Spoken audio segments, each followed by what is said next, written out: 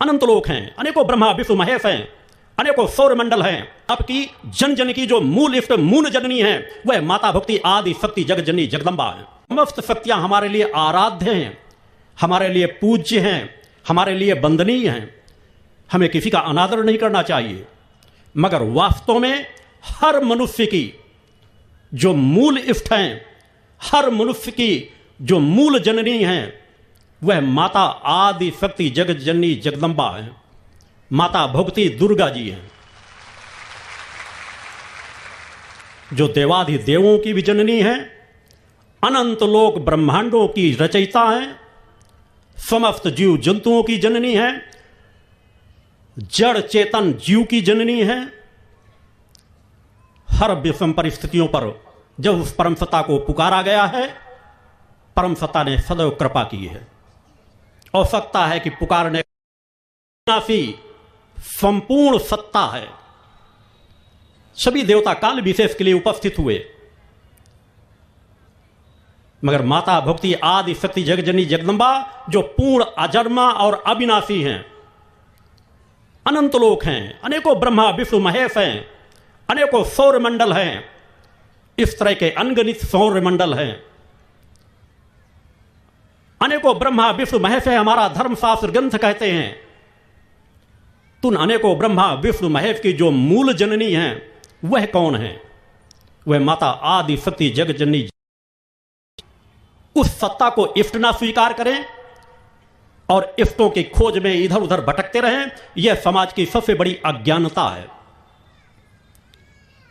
हमें सभी का आदर मान सम्मान करना है, मगर उसी तथ्य के समान हमें जन्म देने वाले माता पिता के दो के अलावा तीसरा कोई नहीं हो सकता।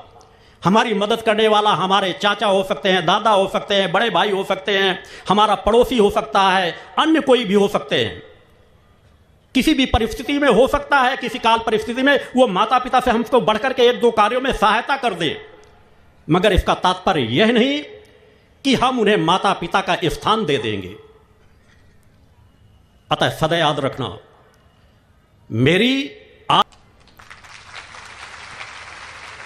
अतः हो सके तो फिर माता आदि शक्ति जगजननी जगदम्बा के भक्त बनो, और भक्त बनने के लिए आपको सच्चा इंसान बनना नितांत आवश्यक है, सच्चे साधक बनना नितांत आवश्यक है।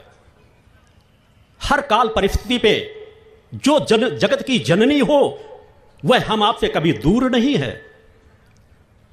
जिसने हमें रचना की है, हमें रचा है, वह हमसे दूर कैसे हो सकती है? दूर तो हम आप सभी लोग हो जाते हैं। आवश्यकता उस दूरी को मिटा दो और फिर देखो उस ममता के सागर में डुबकी लगा करके जो कहीं नहीं मिला वह उस ममता के सागर से प्राप्त हो जाएगा। वह सोच पैदा करो। जिस तरह इंसान को भोजन, जल और वायु, इन तीन चीजों की नितांत आवश्यकता है। बिना भोजन, जल और वायु के मनुष्य का जीवन नहीं चल सकता। किसी एक चीज की कमी हो जाएगी तो जीवन असंतुलित होने लगेगा, शरीर का स्वास्थ्य गिरने लगेगा। हो सकता है कुछ समय आप भोजन छोड़ दें, मगर भोजन छोड़ते ही शरीर का वेट कम होने लगेगा।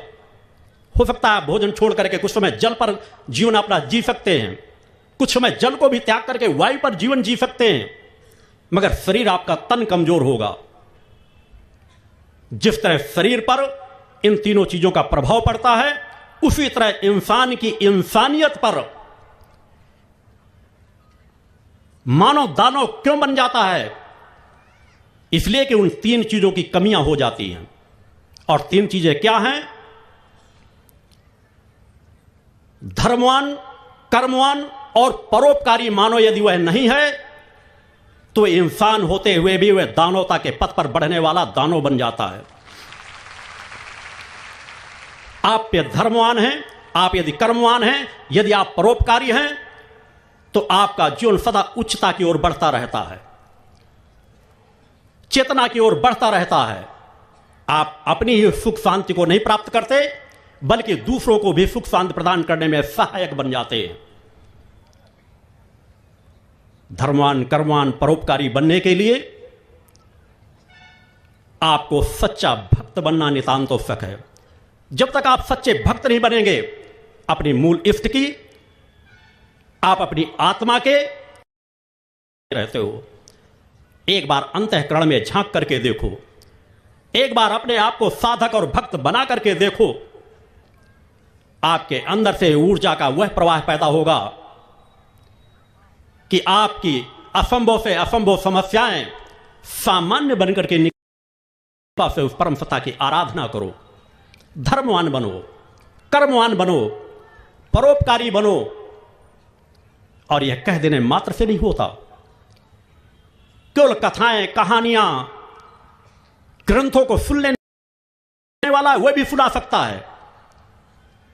किसी चीज को रट लेना और रटू तोते की तरह समाज को सुनाते रहना और समाज उसको रटता रहे, इससे आपके हाथ कुछ नहीं लगेगा। यदि वास्तव में आपने धर्मों का, ग्रंथों का, पुराणों का, उपनिषदों का, शास्त्रों का कुछ ज्ञान अर्जित किया है, जो आनंद साधक और साधिका बनने में है, जो तृप्ति साधक और साधिका बनने में है, वह भौतिकतावाद का, ऐशो आराम का जीवन जीने पे नहीं, विषय विकारों का जीवन जीने में नहीं। आपका गुरु उसी पथ पर चलता है।